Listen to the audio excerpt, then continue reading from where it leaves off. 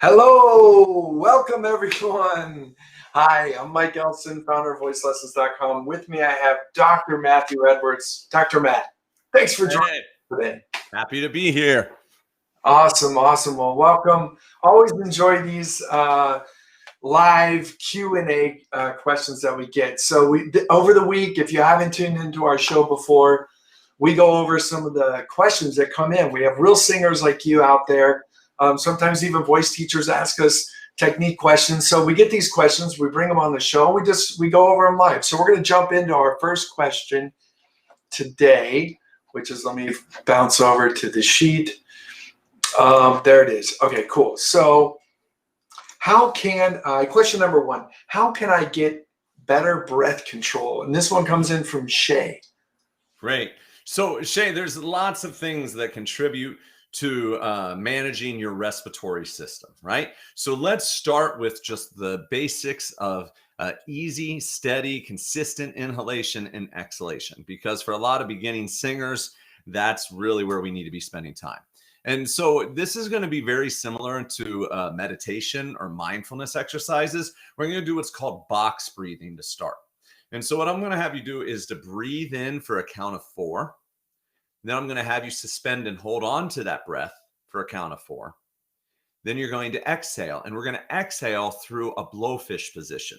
We've talked about this in singing, so in some of our past episodes, but the blowfish position is really just letting your cheeks puff out and bringing your lips into a tight ooh or an O position. So it's going to be this as you release that air, all right? Kind of like you're blowing up a balloon. Then you're going to hold that release out for 4. And then after you're almost out of air, you're going to suspend and hold that place of almost airlessness, right? Where you've let all the air out of your lungs. Hold that position for about 4, and then let everything come back in and slowly inhale for 4. So just do a couple of rounds of that, right? So you can become acquainted with what it feels like to slowly inhale, what it feels like to hold your breath, what it feels like to slowly exhale, and what it feels like to live in that place of suspension where you know you need to inhale, but you're not, right? Don't make yourself pass out. So everything in moderation, and cut it short if you need to on any of those counts. Do a couple of those. And then what we're going to do is start trying to focus mainly on the inhalation and exhalation and counting in to keep it steady on both sides. So we're going to breathe in for a count of 4, and then we're going to exhale for a count of 4. Then you can start to add it up on both sides. So 5 and 5, 6 and 6, 7, 7, 8 and 8, and keep moving in as much as you can. When you first start these exercises, I just want you to breathe. Just start paying attention to what's happening when you take a breath in and what happens when you release a breath. Then when you get comfortable with the process, I want you to start concentrating on feeling like your lungs are filling up in 360 degrees, right? So our lungs come all the way up to here. Most people think they're lower, but they actually do come all the way up here to this clavicle bone, top of the rib cage. And then they go down to the bottom of the rib cage. So you just trace the bottom of your ribs. That's the bottom of your lungs. What I want you to imagine is that when you inhale, you're sending air into every single part of your lungs. So that means air is expanding forward. It's going backwards. It's going a little up and a little bit down. Your lungs are filled with what are called alveoli. There's about 200 to 300 million of them in your lungs, and they're all tiny little balloons. And so when you're doing this controlled inhalation, I want you to make sure that you're sending air to all of those little tiny balloons. And then as you exhale, I want to make sure that you're releasing air from all of those tiny balloons. If you just do this work alone, it's going to give you much better control over your respiratory system. It's going to get your body accustomed to having more air in your respiratory system, because unless you're a swimmer, you usually don't take big breaths like that on a regular basis. So that's going to help strengthen and coordinate the external intercostal muscles, which is what we call the muscles that help lift your rib cage up to help you breathe in. And it's also going to help you coordinate the movement of your diaphragm with the movement of your rib cage going up and out, right? And this isn't something you have to consciously think, oh, I must now pay attention to how my diaphragm moves. No, just the act of doing it, your body will start to connect some of the dots and start to make more sense out of the exercise.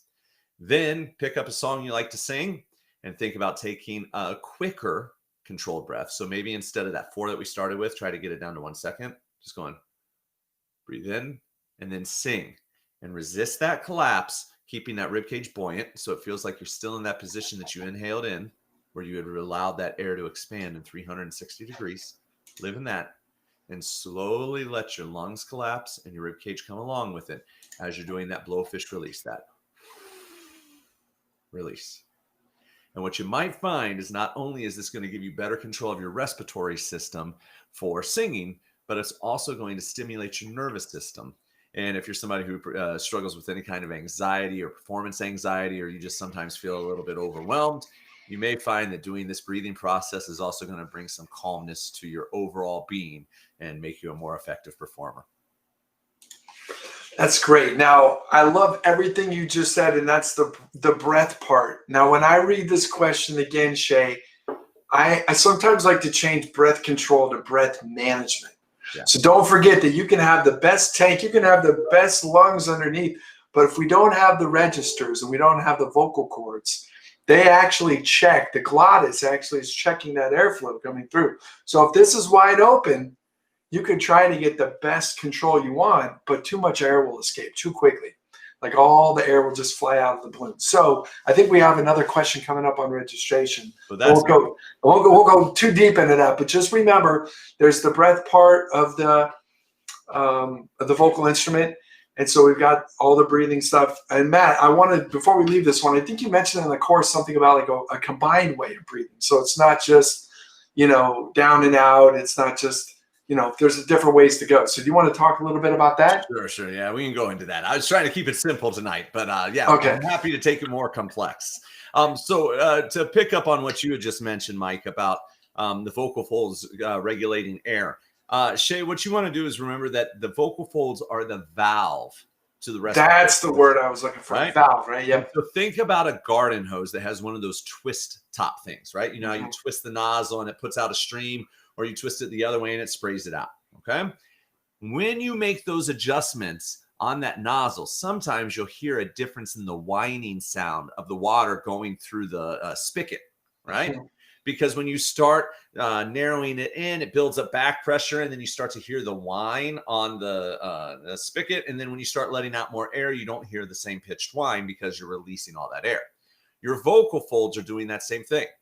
And what we have to do is learn to regulate how air moves through that valve. And that's what Mike is talking about when he asked me to explain this combined breathing approach, which means we're combining both what's called belly out and belly in breathing. So if you look through the hundreds of years of pedagogical texts, it really kind of comes down to these three approaches, right? There's variations. And if you're a voice teacher, you're watching, there are lots of shades of gray to this.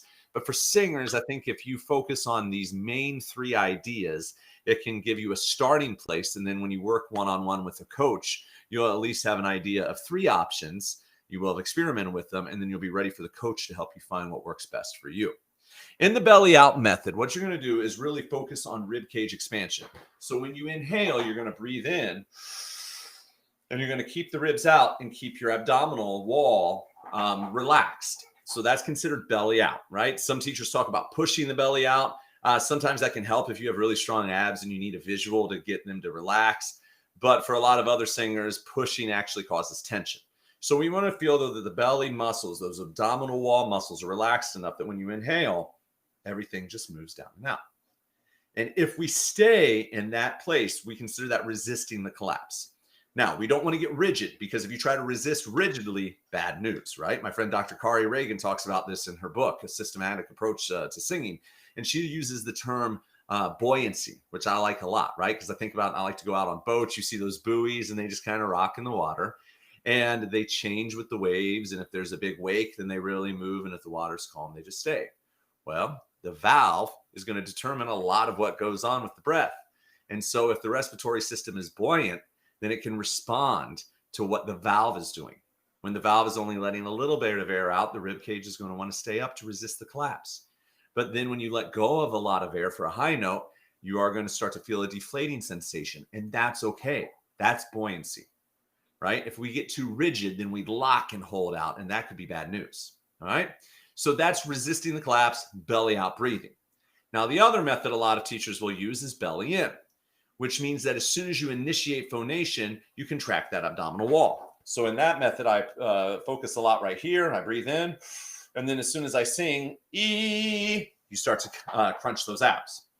Now, And operatic singers, this is a really essential technique to learn because opera singers have to project their voice over an orchestra that's playing at about 100 decibels.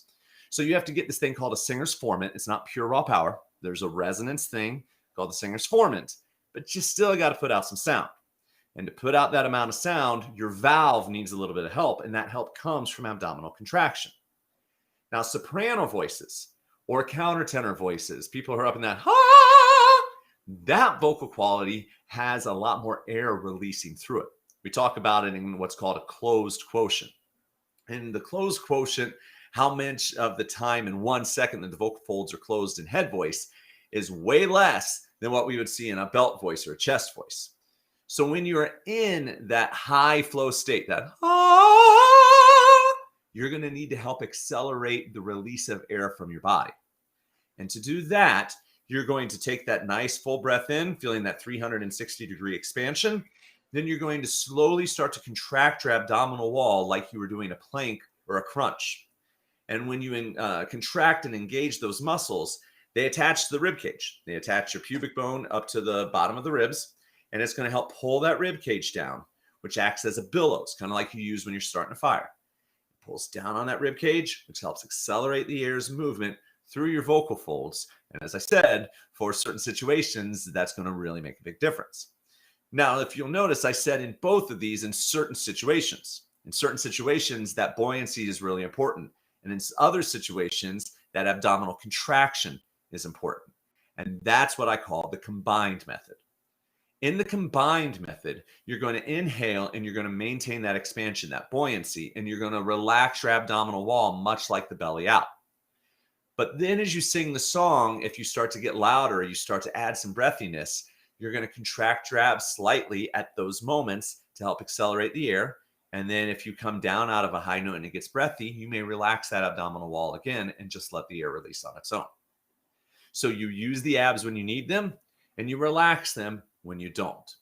And this is where a coach can really help you kind of hone in on exactly what you need. But I also would have to say is a lot of it's experimentation. You just got to start experimenting and taking a phrase of a song and saying, hey, if I contract my abs here, does that help? Nope, I just screamed, made me yell, made me turn red in the face. So I'm not going to contract my abs there. I'm going to resist the collapse and relax the abdominal wall. That worked. So then you make a little note in your practice journal, or if you're using sheet music, you write it in. It says relax abs or contract abs. And then you can make your own strategy for every song. And when you're practicing, you're committing that strategy to memory. So eventually, while this may seem a little complicated at first, you're going to get the hang of it. Your body will memorize those movement patterns. And when you get up on stage to perform, you won't even have to think about it anymore. Your body will just automatically make it happen. Thanks for indulging me and going deep on that first question. So, Shay, I just want to say, hopefully it gives you a lot of different things to think about there. So definitely think about the breath and the different ways you can use that, the valve, and understand that these things are all connected together. So if you change a little bit on the breath, you might have to adjust your registration. So let's jump into our next question now. Question number 2, what are vocal registers? This comes from Tina's, my favorite question. Yeah, I when I saw this was in the preview list of questions, I knew Mike would want to jump in. So, Mike, I'm going to keep it simple tonight. Okay. But I know he'll probably add, and we'll take it somewhere else. But let's look at this on the most basic level. Registers exist in other instruments like an organ. So if you've ever heard an organ play, you know how an organ can take on almost flute-like sounds, or it can take on like trumpet-like sounds or oboe-like sounds. And if you've ever watched an organ player, they're pulling out all the stops as they go, which change those sounds. All right. And the term that we use to describe those are registers, right? Because register, the term itself, it's not unique just to voice. Register is the term that we use to describe any series of tones or of pitches, any series of pitches that have the same tone. So, is one register. On those same pitches, is a different register. So register is just a term that we use to describe sound quality differences when a singer is on the exact same set of pitches. Now, when it comes down to training the voice, we have to not only look at the posture, the respiratory system, the vocal folds, which is where registration really occurs at primarily. But then we do have a resonance component to it, is how we shape the vowel, and articulation components, how we get the consonants out. Okay. And in all reality, it's a complex interactive system. So even when we're dealing with registration at the laryngeal level, other things do come into play. So I don't want to mislead you. But all of those other things coming into play is more just fun chit chat, voice geek time that we can get down and enjoy. Whereas, when you're really trying to train yourself as a singer, you just need to start playing around with getting those vocal folds more agile. So the first thing that you're going to want to do, Tina, if you want to explore this idea, is take like a lower set of pitches. So let's take like this A here, and we're just going to get into your chest voice. I'm going to do it in my octave. If this isn't your octave, you would do it in your own. But for me, it's and I'll take that sound up. And what that sound quality is doing is it's teaching my body how to produce sound with thick vocal folds. You see, our vocal folds can either be thick, as if I put my hands together and I was singing on all 4 fingers, or it can be thin, as if the bottom layers were not touching and only the thin upper edge is touching. If we have more 4-finger closure, we call that chest voice. And if we have more 1-finger closure, we call that head voice. Now, when we're in that chest voice production, we are strengthening all of the muscles that firmly close our vocal folds together. And that's really good because those are the muscles that give us strength and power and edge and clarity. But if we only train those muscles, our voice will become imbalanced. And when we go up for high notes, we're going to end up squawking, right? Cracking, getting all those things that we don't like in a voice. So we need to counterbalance that chesty place with a heady place. And in this definition of head voice, we're talking about functional head. We're not talking about, like, people say, well, isn't that falsetto? Yeah, you can call it whatever you want. It's the opposite of ah, right? And so the opposite of that ah sound is ah. And we're going to go to the upper part of the range to first engage this sound. You're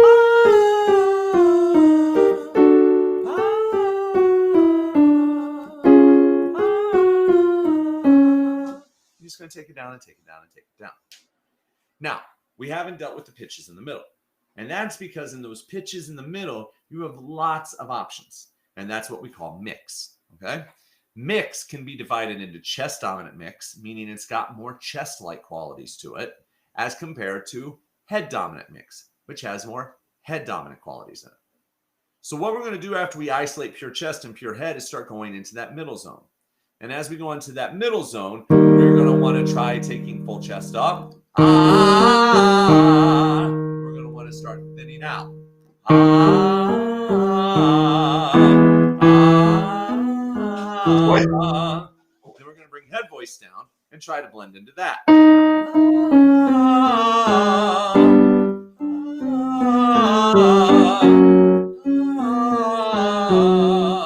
Now what? Around that middle zone, that's going to start to train my body that it's capable of making more chest dominant sounds and head dominant sounds on the same pitches. And as my body starts to learn that coordination, then I can really start to choose what register I want in any given phrase. And when you learn how to do that, that's when you can really take your singing to the next level. Awesome. So I was just going to say that the last few exercises you did, you were in different you did multiple registers in the same exercise, right? Start in one and switch to the other, but that's more advanced. So if you're just getting started, a lot of the times the coach will work with you on purifying the registers, right? Just separating them, making sure they work separate, make sure your chest work, it's all working separately, making sure that falsetto and the cricothyroid stretching, and that's working separately. And then when you get to a certain point where we're confident those muscle systems are in the areas and zones that they should be, you can work on the mix and adding them together. And as you mentioned, those examples right there, there's many ways to add them together. And that's where all the fun part of working with a coach comes in. That's where you really want to make sure you do have an outside ear, especially if you're doing this the first time, because it really helps if you have a guide and that coach's ears to help you understand what you're feeling and sensing so you can make those next steps. And look, and vowel quality does come into this, right? So you're going to find head voice is often easier on an ooh or an ah. And you're going to find a lot of times chest voice is going to be easier on like an ah for some people. Sure. So that's where a coach can also help you make sure that for your voice type, you have a vowel that complements the register. Absolutely. I mean, you mentioned before, like an organ, I mean, saxophones, trumpets, a lot of the different instruments have registers, but unlike those registers, they don't have different vowels. Yeah. So when you add in the concept of a vowel and the extra complexity of resonance with those vowels, I mean, that's definitely where vowel selection within the exercise can really help you accelerate. Otherwise, you could just be guessing. So, Yep. Tina, hopefully that gives you an example. And there's definitely cases where certain voice types are just born with all their registers working. And then there's some of us that, we're missing one or the other, and we have to work on certain exercises. And some of those I don't want to stereotype and say it's generalized by gender or anything like that. But there are definitely cases because we all speak in different patterns. So just know that you're not alone. If you do want to work on your registers, shoot us another note. Let us know, like, if is it the low part or the high part of your voice that you want to grow in. We'd love to help you. So let's jump on into question number 3. Why does my neck and face turn red when I sing high notes? This one comes in from David. Well, David, I wish I knew the answer to this when I was about 18, because when I was 18, this is what happened to me all the time, and nobody had a real solid answer that made sense to me. They just told me I wasn't singing on the breath. Okay, and that wasn't my problem. My problem was constriction, bad posture, and extrinsic involvement. So let me show you what that means. This is a model of your neck, okay? And on this neck model, this is the larynx. Now, right behind, if you haven't watched the show before, we've talked about the location of the vocal folds. They're right behind what's called the laryngeal prominence. Traditionally, that's been called the Adam's apple or the Eve's apple on the front of your larynx. That's where your vocal folds are. Everything else you see are arteries, veins, muscles that surround the larynx. And as you can see, we have these guys that are running up here, and they're right close to the surface of the neck on a lot of singers. And the one muscle that's missing, you can see here, it would come down like this over top of this big artery right here. This is called the sternocleidomastoid muscle. And a lot of singers clench down on that sternocleidomastoid muscle when they're singing, which compresses these, and then they start to bulge, and we start to get red in the face. All right. Mm-hmm. And for a lot of singers too, when you just hold back a lot of pressure underneath your vocal folds, it starts shoving the larynx up, and our heart starts working harder and pumping more blood. Then if we're clamping down with those neck muscles, the veins start to bulge out. The next thing you know, we're red in the face, and we can't sing any of the high notes that we need.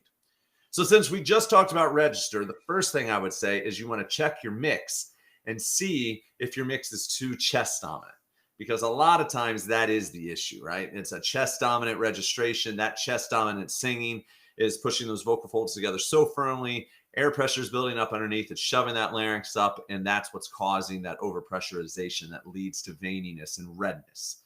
If that doesn't seem to be the issue, the next thing we want to do is to make sure that your head is actually balanced on top of your cervical vertebrae, okay? Our cervical vertebrae go into this guy right here. It's called the AO joint, okay?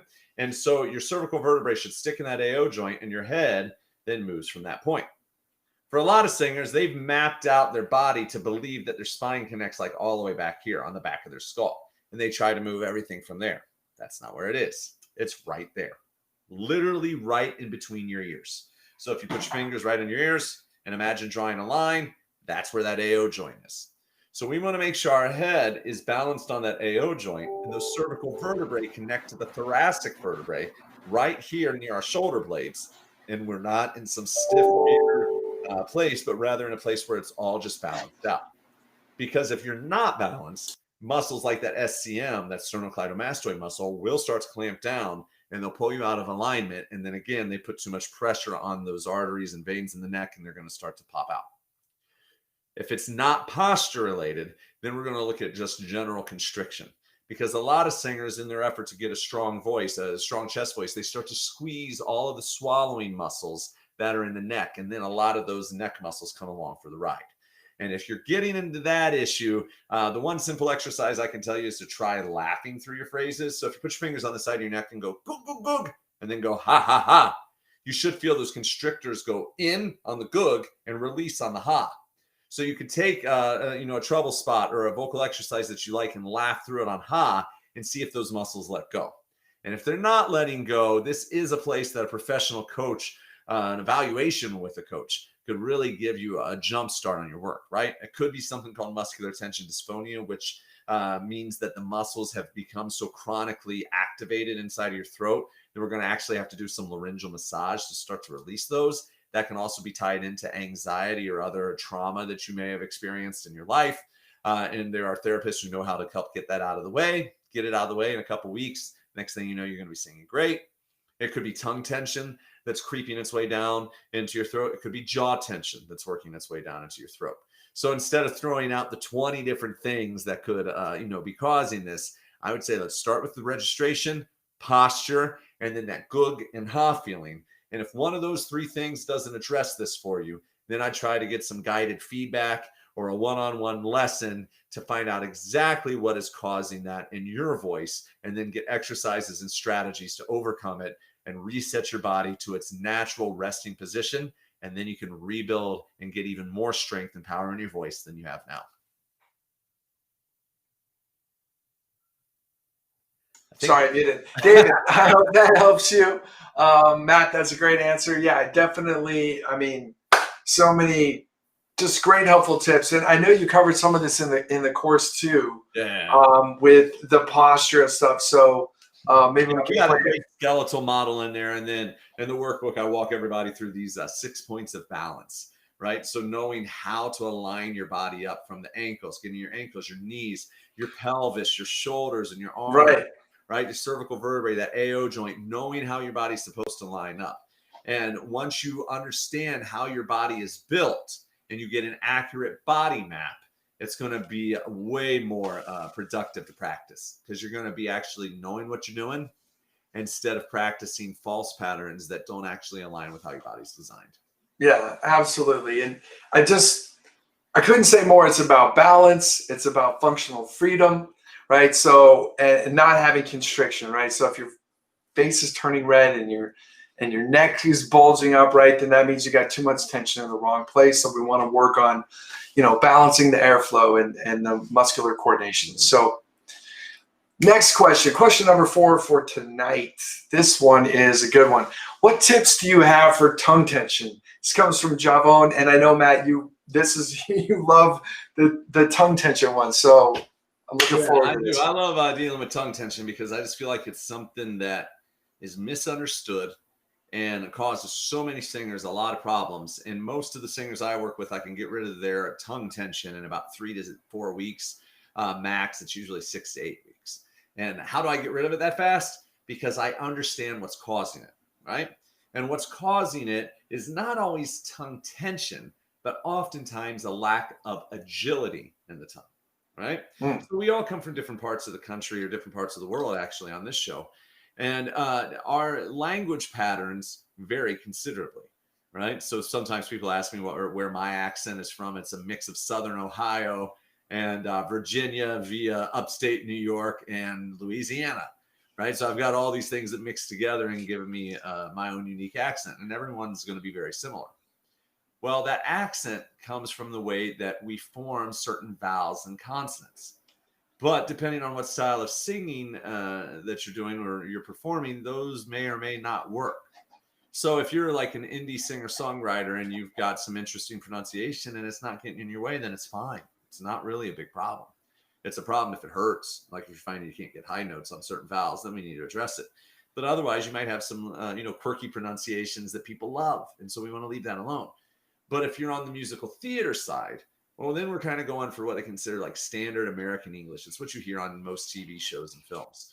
And if you are from the Deep South, you're going to find that you're going to really struggle to be able to pronounce things in that standard American place, right? And so you have to go in and actually retrain your articulators to realign your tongue to go into the right position for every vowel and consonant. So I think sometimes we can make it too complicated. I think that on the most basic level, what we need to do is just get your tongue moving in lots of different directions and make sure that you are in control of it. Because what I found time and time again is once a student has that agility and they go to a diction coach, all of a sudden it's a piece of cake for them to make any adaptations because they understand their instrument and how it works. And so they just move their tongue, their lips, and their jaw into whatever position the instructor asks them to go to. So how do we get to that point? Well, the first thing we want to do is we want to make sure that your tongue isn't retracting. A lot of times our body starts to think that when we're singing, we're actually swallowing. I've talked about that on the show before, but singing and swallowing are pretty closely linked together in terms of function. And so we have to teach our body that when we're singing, we're not trying to swallow, that we're not supposed to engage the swallowing muscles. So one of the first steps is just to sing with the tongue out. So we want, ah. If you have bad retraction tension, you're going to watch the tip of your tongue move up, ah, or pull back, ah, something like that, right? I'm exaggerating, but you'll see variations of that. Now, people can all not only retract the tongue, but narrow it. And we know they're narrowing it when their tongue starts looking like a hot dog bun. So when we get a sensation, if you see any of that divot in the back of the tongue, that's an indication that the intrinsic muscles of the tongue are trying to narrow in. And as they narrow in, they change the bulk of the tongue, and the bulk of the tongue is attached to the hyoid bone, which is part of your larynx. It's all interconnected. So we want to make sure that your tongue lays flat in the back, wide, either right in between the back molars, or if you have a narrower face like I do, maybe across the molars. Hi-hat. And we're going to vocalize in that position. Ah. And if we start seeing it try to fight in on us like that, then that tells us we do have some of that intrinsic tensing. And we're going to have to keep working to get that to free up. Then the next thing we want to do is start training our body to isolate the movement of the tongue from the jaw. So we go into the hands on the cheek position. We're going to maintain a stable jaw. Just drop that jaw open. And then we're just going to bounce our tongue. Ya, ya, ya, ya, ya. And you'll vocalize up and down throughout your range with that bouncy tongue. Most of the time, if you've never done this before, your jaw is going to move with your tongue. So we'll get ya, ya, ya, ya, ya. That's what we want to avoid. That's that old habitual pattern that gives us tongue tension. Again, I say tongue tension in quotes because it's not really tension. It's just a lack of agility. You don't know how to isolate the tongue's movement. That's not tension. That's a motor skill. Motor skills we can easily fix with exercises and drills. So the drill for this, keep the jaw steady and the tongue bouncing. Ya, ya, ya, ya, ya, ya, ya, ya, ya, ya, ya, ya, ya. So you're going to vocalize on that. Then we're going to move to ga. Right? Like Lady Gaga. When we make this G, in some accents, the G will be really far in the back. Ga, ga, ga, ga, ga. We want to avoid that. We want to feel like the G is as far forward in our mouth as possible. Ga, ga, ga, ga, ga. Again, we want to try to isolate the jaw. Ga, ga, ga, ga, ga, ga, ga, ga, ga, ga, ga, ga, ga, ga, ga, ga, ga, ga, ga, ga. You're going to feel a little bounce, but we want to keep it minimal, right? After we've done the back of the tongue, we're going to do the front of the tongue. We're going to do that with la. Again, isolate the mouth. La, la, la, la, la, la, la, la, la, la, la, la, la, la, la. Up and down throughout your range. So we've got tongue out, widening of the tongue, ya-ya isolations, gaga isolations, la-la isolations. Then we move to the galas. Galas is getting your tongue to realize it can go back, forward, while maintaining a fairly steady jaw position. Gala, gala, gala, gala, gala, gala, ga, gala, gala, gala, gala, gala, gala, ga. And then we want to take it as fast as we can. Gala, gala, gala, gala, gala, gala, gala, gala, gala, gala, gala, gala, ga. Right?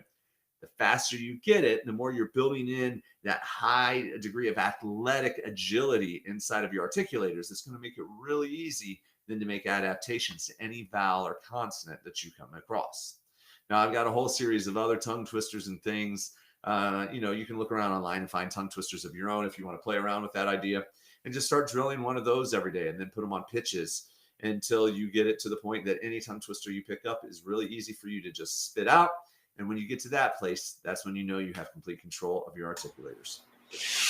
That's a great breakdown. And I love the exercises that you just shared with everybody. And it makes me, I remember back to the course, I think we actually have some MRI footage where we actually showed the tongue movements, right? Yeah, we do. I got lucky several years ago to work on a research project at NYU Langone Medical Center where I got to take some New York musical theater performers and put them in an MRI machine where we were able to actually using some special software that they had encoded at NYU and a special microphone that had no metal. It's a fiber optic plastic microphone. Unreal.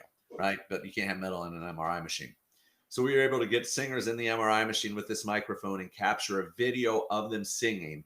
And so, yeah, in the course, I'm able to show the people who take the course exactly what's happening in their vocal tract when they sing, and it's pretty special. Yeah, that's super cool. So, Javo, and hopefully that helps you this week with your tongue tension, and let us know how that goes. We'd love to hear from you again. So, jumping into our next question, why does my jaw click when I sing? It's really uncomfortable. This comes in from Lindsay, and my immediate thought is TMJ, like, right? Something like that? Yeah, I think that's what this is. I saw this question, as in the list of things that was going to be on today's agenda, and the first thing that caught my eye was that uncomfortable, because you may have a jaw click here and there when you sing. I mean, I've slept on, a little too hard on a hard pillow in a not a hospital, in a hotel. Luckily, a hotel, not a hospital. And woke up with some jaw tension and tried to open my mouth, and I felt it kind of pop a little bit. Super uncomfortable. Had a headache for a day or two, but it would go away. What I think Lindsay is talking about, though, is what's really commonly known as TMJ.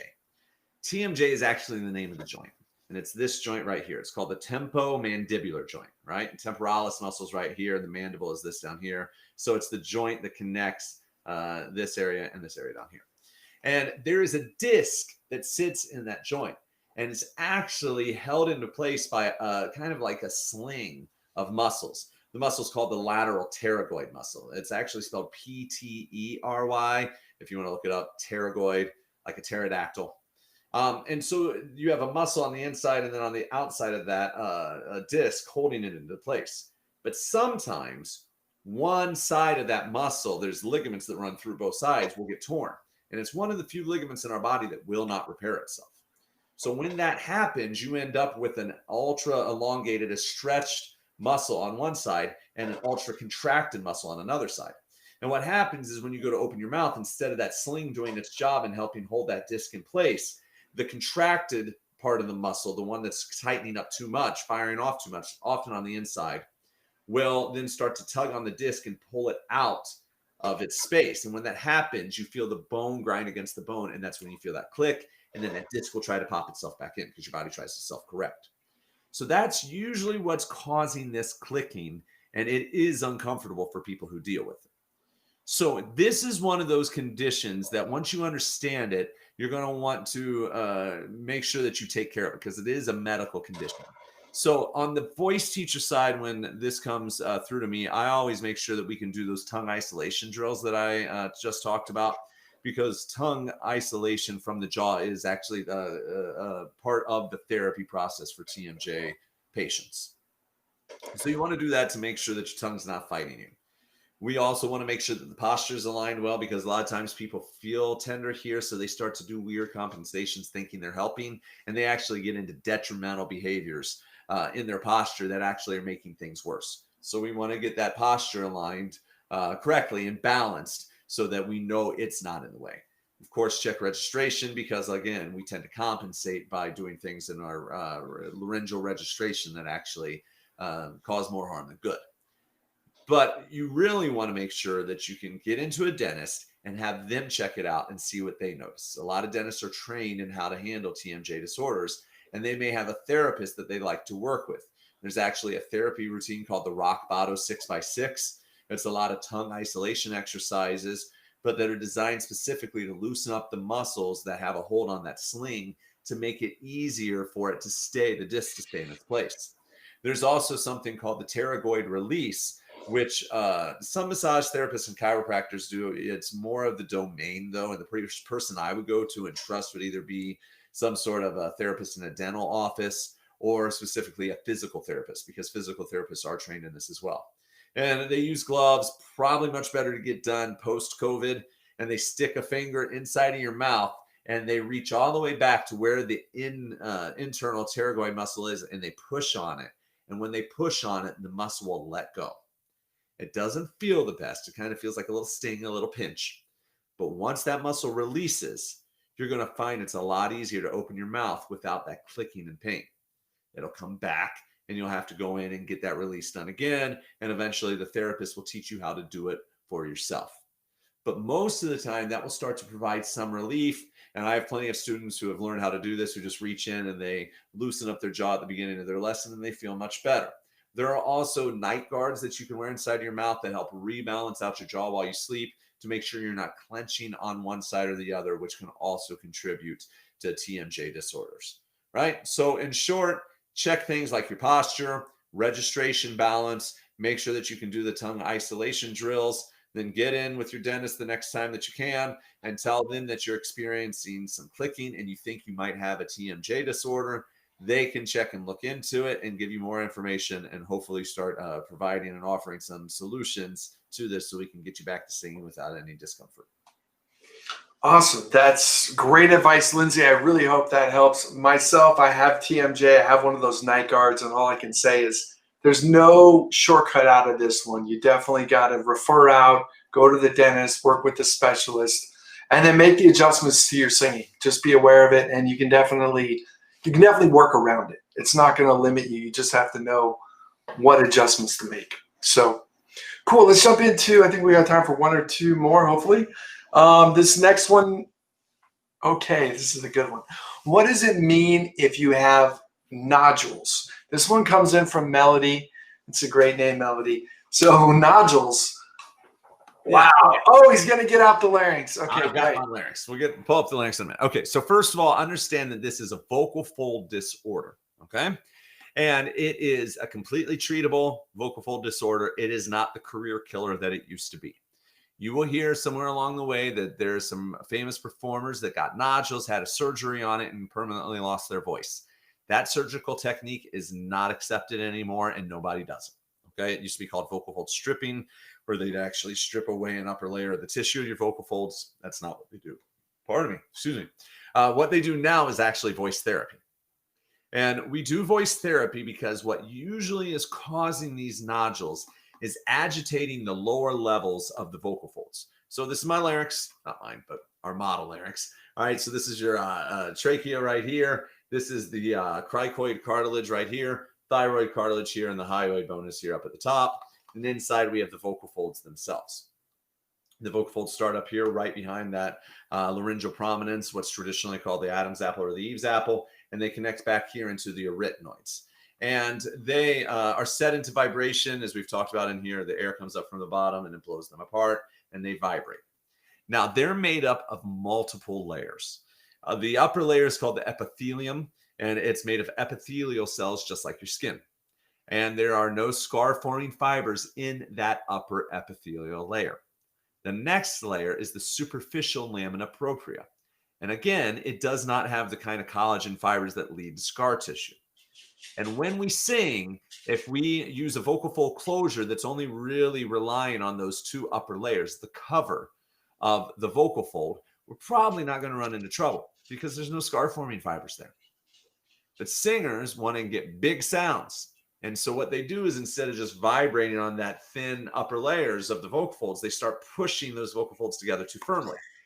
And they start agitating the lower layers, the intermediate layer of the superficial, or the intermediate layer of the lamina propria, and the deep layer of the lamina propria, both of which do have the collagen fibers necessary to form scar tissue.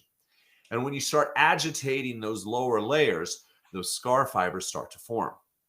And they slowly start to creep their way up and into that epithelial and superficial lamina propria layers. And they usually are bilateral. They're always bilateral. Otherwise, we don't consider them nodules. So what that means is you end up with a bump on both sides. And it's basically like calluses, okay? If you just rub your fingers together for a little bit, you're not going to bother anything. If you push them together and rub them together, it's not going to feel great. And if you just keep them there and just keep rubbing them or rubbing your hands like this, they're going to get dry and eventually you're going to get a blister and a callus there, right? If you go and you push when you sing, you're rubbing those vocal folds together. They're drying out. There's swelling that starts to occur. And in that spot where you're making contact, that's where this callus will start to form. And when that callus builds up enough, you're going to have a bump that's going to separate your vocal folds from one vibrating mass into two vibrating masses. You're going to have the vibrating part until the bump. You're going to have an opening around the bump, and then you're going to have another part. Now, some people end up with nodules in a spot that doesn't cause a lot of problems. Other people end up with nodules in a spot that causes nothing but problems. This is where you're going to need to go to a board certified laryngologist and work with a licensed speech language pathologist as part of a medical care team, along with a voice teacher, to teach you some exercises that help align your body map of vocal fold vibration so that you start vibrating only on those upper layers and not those deep layers. Once you learn how to do that, our bodies are pretty miraculous and they'll start to heal, right? It's very rare for nodules to not resolve from voice therapy alone, okay? As long as you commit to the exercises. And worst case scenario today, they can do an operation on nodules where they go in and they can remove some of the tissue. And that happens so rarely, it's not even really worth talking about, except to let you know it's really not a big deal. They do it all the time. And some of those past stories of people getting the surgery that ruined their voice for the rest of their life, that's just not true anymore, right? It's very, very, very, very rare. The only occasions it usually happens is some sort of a cancer or some sort of a pathology that somebody has ignored for so long that it has passed the point of being a therapeutic resolution. So if you suspect that there's something up with your voice, be sure to go get an examination from one of those board certified laryngologists. Let them see what's going on in there. And if they suggest therapy, please sign up for it. Commit to it. Go with the exercises. They definitely work, and they can get you back singing like you were before and maybe even better. Yeah, absolutely. And I love it when you show the model. And I think also in the course too, you show all the different movements and the exercises and what strengthens each one. So yeah, we have some great animations too that really help line it back up together so you can see those animations and see how things work. Yeah. So Melody, I think the big news here is if you do have nodules, they do happen. I think what was the stat now? It's like 30-some percent. 33% of the general population has a vocal pathology. Yeah, so I mean, if you're a singer, these things are more common than not. But definitely, we hear about the singers. Matt was saying to have surgery. I would suggest avoid surgery as much as you possibly can. Get in with a medical team, like Matt was saying, the speech language pathologist. Do the rehabilitation and do that work to get your voice back on track. It's definitely possible to do. And if you have to sit out and take some time off, then hopefully you learn from it and get your voice trained so you don't have the same problem again. Absolutely. Because it'll come back. So, okay. Last question for tonight. This one comes in from Annie. Why does my teacher keep saying to bring my lips forward? I hate the way it looks. I wish we had a picture. We don't have a picture, but I think we can all imagine. And I think different techniques, right? There's a different way to form, and it's kind of the last part of the horn, if you will. If you think about a trumpet or a different instrument, the bell, right? So that's great. It's like it's like an embouchure. Exactly. It's like a bell-like shape. Yeah. Mm-hmm. So my guess is Annie this is a teacher with a lot of classical background, or they're using a classical technique with you because you're either pushing in your belt or something's really squeezing and narrowing in the back part of your mouth. I had a teacher that used to do something like this with me all the time. I never fully believed it worked until I was doing this research in the MRI machine. And I had a colleague in the machine as we were testing it. And I was like, put your lips way far forward and sing, thinking it would be funny to see what would happen. And I was blown away to watch the back of their throat open wide open. So I threw another singer in the MRI machine. I was like, sing your ah vowels, sing ooh vowels, sing an o. Now bring your lips way far forward. And we watched the whole back open up. And I stumbled upon a book recently where they were writing about the interconnections between the lips and what's called the superior pharyngeal constrictor. And that basically when your lips are forward, it releases that superior pharyngeal constrictor, which makes a lot of sense because we don't swallow with our lips pursed forward. We don't go. In fact, try to do that. You can't swallow. All right. I just tried it now. Move your lips forward. You can't swallow. So your lips pull back when you swallow, and that superior pharyngeal constrictor muscle engages, and it helps guide food down into your throat. So what your teacher is doing in this moment by getting your lips far forward is they're using it as a way to open up the back room of your vocal tract, okay? So here, I'll get the vocal tract model out. Here's the vocal tract model. We can divide the vocal tract by the hump of the tongue, with everything behind the hump of the tongue being the back room and everything in the front of the hump of the tongue being the front room. And the oo vowel opens this back room wide open. So your teacher has believes that for some reason you're constricting in the back room, and they know somehow that by bringing your lips forward, that it's going to release and open that back room, and that's why they're using this technique. Now, some teachers do advocate singing that way for everything. And there's a lot of other teachers, though, that will use this as a stepping stone to eventually relaxing your lips and helping you then learn how to keep that back room open, even with the spread valve position. So, assume that it's your teacher is taking you down a good path, and just play with it. And if you feel like you're getting stuck in this and it's something you don't like, also remember that different teachers have different tonal goals. And every teacher's tonal goals are not compatible with every student's tonal goals. Right? So it could be if you start, continuing to do this work, you feel like it's never leading to something else. You don't like the way that it sounds. You don't like the way that it feels. Just keep in mind that this is what this teacher's idea is. Learn as much as you can from them, but experiment on your own as well and look for other ideas and tips that might help you. Right? It's real common for singers to have anywhere from 3 to 5 voice teachers at least, in their career. That's because that, we as artists are bringing together our influences, the people that have worked with us. We don't want to be a carbon copy of one other person, so don't be afraid to look around outside. As a voice teacher, I know that my students look around on the outside, and I encourage it. I want them to go explore new things. Bring me questions, bring me new ideas, because it's about them and about taking them to the next level. It's not about me. All right. So play with it. Know that it actually does serve a functional purpose. And the other thing is once you get about 10 foot, 15 foot away from people, we stop being able to have a clear sense of depth. And so even though you feel like your lips look silly because they're pursed so far forward, your audience can't even see what your lips are doing, right? Once they get about 10, 15 foot away, they don't see the depth difference of a half an inch that your lips are forward, right?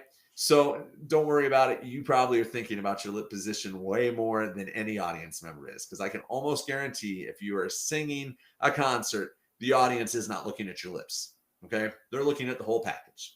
When you're practicing and looking in a mirror, you're becoming obsessed with your lips because you're being told to look at them and to get them to do a specific thing. So it's the only thing you see, okay? So also keep that in mind. It probably doesn't look as bad as you actually think it does. Yeah, I mean, Matt, those are all some great points. I think I just immediately when I read this, I'm like, I wonder if it's to brighten the vowel, right? So there's just so many things that without hearing your voice, Annie, we can only be guessing. But I think Matt's points is spot on. Your instructor, your teacher likely has a purpose and a goal for this. So I wouldn't be shy. I would ask him, hopefully they're going to tell you, and you can then process, okay, I got to remember to do that. I know early on in my training, my vowels kept falling back, right? So my teacher, wanted me to lift my zygomatic arch, right, and have a little smile in it or something, right? So there's all the different techniques that they might be using. Some of them are throwaway tools, right? So this could be a stepping stone. So it's hard to really get into that, but just know that the lips are kind of the embouchure. They are the finishing part of what you can do to launch that tone out there. So likely it's just a shaping thing. And just keep that in mind. Think about your vowel purity and what color you're trying to share with everybody on that. So anything else on this one? I think that's it. Great. Looks like we got Edry. Thanks for joining us today. Yeah. It's always good to have you. And thanks for adding you got a book comment in here too that goes back a couple questions. I haven't heard of that book. I'll have to check it out. I'm excited to look into that one. I'm always looking for resources because so many singers. Yeah, Taking Control of TMJ. So yeah, I'll have to check that out. I'm currently on a committee for a doctoral dissertation. We have a student at my university who's writing her entire dissertation as a guide for singers on TMJ. And so I'm constantly learning about stuff that's related to that. I'm really excited for her guide to come out. I think she also wants to turn it into a book. And we're going to have a whole lot of, I think, information in the next couple of years available to us to really put an end to some of this discomfort and problems that singers are running into with this disorder. Great. That's awesome. I can't wait to see that. So I think the last thing, thanks everyone for tuning in. I think we went through 7 questions or so today. It's always fun to answer these. So if you have any questions, please drop those in. If we didn't get to it today, we'll get to it in a future episode. And then if you don't know, we actually have a course that we've launched out there. It's called How the Voice Works. Matt, do you want to tell them a little bit more about the course? Sure. So this is a 4-hour course. We filmed it out in Los Angeles, out in Hollywood. You can see the Hollywood sign. It was fun, with a professional studio. And we designed it to put it together to help singers be able to finally understand their instrument so they can take control of their training and break through the barriers that have been blocking them from reaching their goals. Right. So look, with everything that we're talking about here, there's a whole lot of shades of gray, nuance, extra layers of detail, but a lot of those extra layers of detail do not apply to 99% of singers. So what I've done is spent years trying to sort through all the information and consolidate it down to only the most essential information necessary to help singers take their singing to the next level, right? So we go through all the different parts. We go through posture, we go through respiration, we go through what's happening inside of the larynx, what's happening in the vocal tract. We go through exercises that show you then how to apply this information. So you'll learn what's happening with the larynx as it moves, and then you'll do an exercise to feel the movement in your own larynx. And so it's packed full of information. There's a 100-page workbook that goes with it. There's some guided listening things that I've put together for you to be able to go through and listen to singers. And I drop little comments in and be like, oh, listen to how the larynx rises there. Oh, it falls back down there, to help you tune up your ears so you really know what you're listening to when you're listening and analyzing your favorite performers. And that information, once you get listening differently, will start to inform the way that you perform those songs. Right. So all of a sudden, you'll know how they make that little glide, and you'll be able to do it in your own voice because you've been developing that part of your motor system. So, it's a great course. Like I said, it's 4 hours of content, tons of exercises to go in there and play around with. And because we are just launching it, we are giving an unbelievable deal on this course. So, it's not even the cost of a 20-minute voice lesson with me. Right. So 20-minute voice lesson with me, it's just a few dollars more, coming in at $47.